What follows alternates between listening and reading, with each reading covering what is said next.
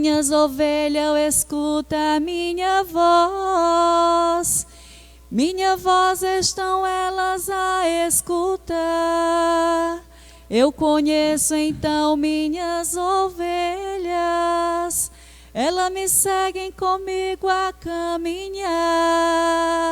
Aleluia, aleluia, aleluia, aleluia.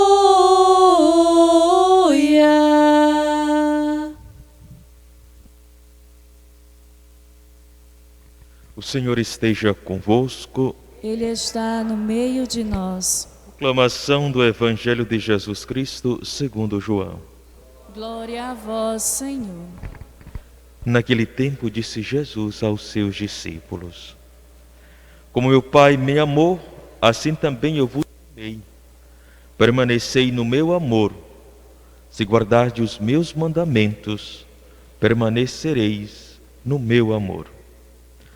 Assim como eu guardei os mandamentos do meu Pai e permaneço no seu amor, eu vos disse, para que a minha alegria esteja em vós e a vossa alegria seja plena.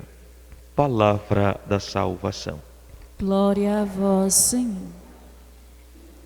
Meus estimados, temos esse relato belíssimo na primeira leitura, onde Pedro chama a atenção dos seus irmãos, apóstolos, discípulos, daqueles que estavam participando daquela reunião, a consciência. E esse é o apelo que realmente tão importante para que, na verdade, a gente possa dar conta dos fardos, os pesos, que às vezes não suportamos e às vezes queremos que os nossos irmãos possam levar. Isso é religião de hipocrisia, isso é fingimento, isso é dissimulação. Não ser capaz de fazer alguma coisa, mas o outro deve fazer, porque eu tenho por trás o pretexto de uma norma, de uma lei.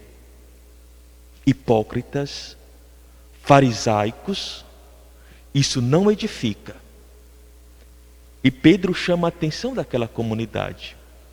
Nossos antepassados, nem tampouco nós, somos capazes de viver essa realidade. Por que queremos que os pagãos possam abraçar essa realidade? Chama a atenção da consciência.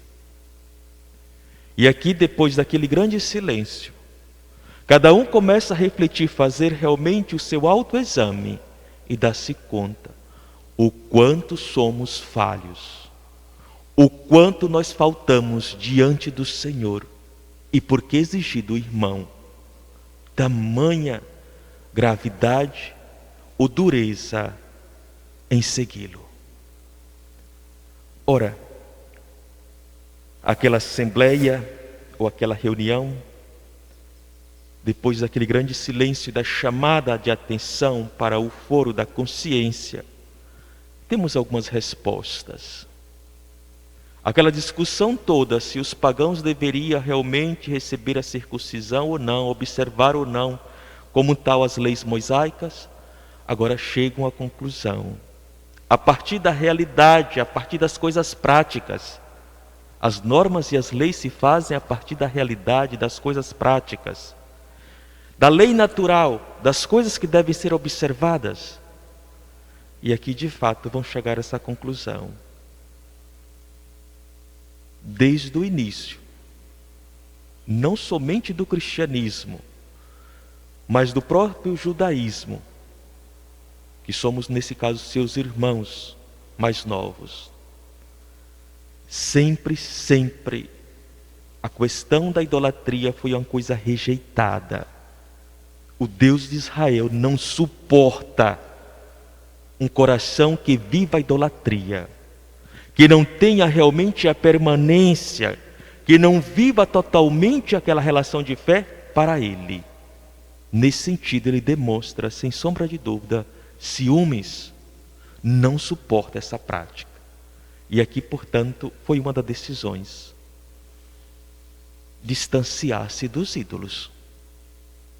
Aquele que abraça a fé do Deus que ressuscitou o seu Filho, que quer viver essa relação agora através de Jesus, não deve ter idolatria, distanciar-se dos ídolos.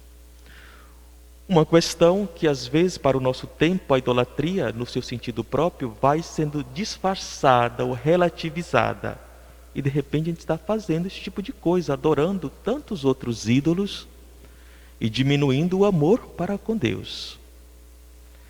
Chama atenção realmente diante das uniões que não convém, para manter, portanto, a dimensão moral e o respeito pela pessoa. E depois, pela mesma forma, as carnes oferecidas a ídolos. Isso realmente é uma questão que o cristão verdadeiro, entendendo e sabendo, deve fazer esse percurso. Mas tudo com muita tranquilidade e discrição, para não chocar o irmão. Mas deve, portanto, tomar algumas decisões, não? Ora, meus caros, certamente aquela discussão toda diante de levar um fardo que não levava a lugar nenhum, agora se chega a uma decisão. Quando se escuta, quando se silencia, quando escuta principalmente a voz da consciência. Porque é ali que Deus nos acusa e Ele mesmo fala para cada um de nós. O Evangelho é essa parte belíssima. Como sei que estou amando o Senhor? Sei que estou amando o Senhor quando observo os seus mandamentos. E aqui basta. Cada um deve fazer, portanto, a sua reflexão. Estou guardando os mandamentos do Senhor? Vivo e respeito os mandamentos do Senhor? Ora, se assim estivermos fazendo, tranquilos. Mas se não, o amor do Senhor certamente não tem aqui plenitude nem totalidade.